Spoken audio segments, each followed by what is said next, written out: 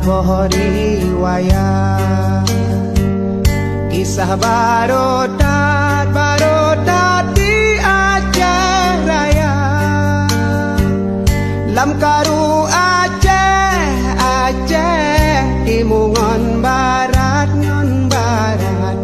di Saboh tempat muno calitra nasidro anu di mosi ada lam jut saat duangan poma ditanyong ba'ama ayah jinopat hai jinopat dilon rindu dat kena rupa.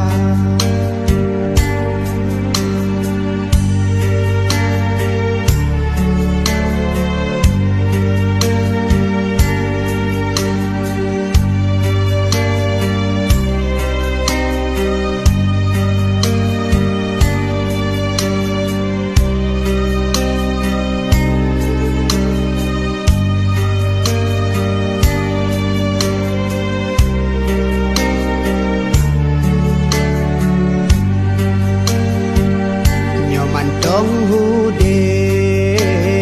mepat alamat ulun jak sedot awat raya nyoka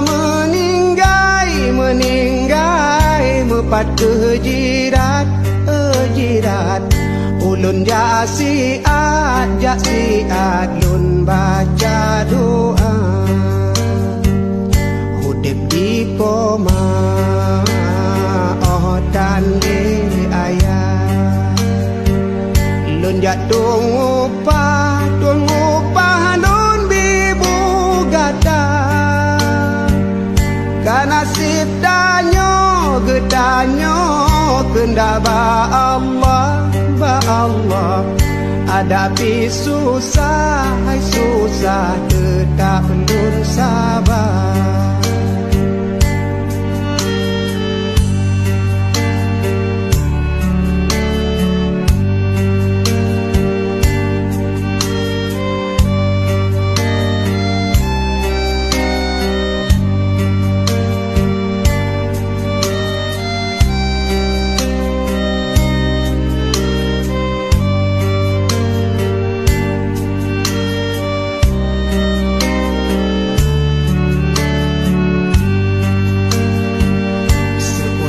Poma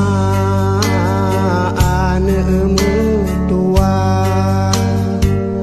kendak ba Allah getanyo sabar bek putuh asa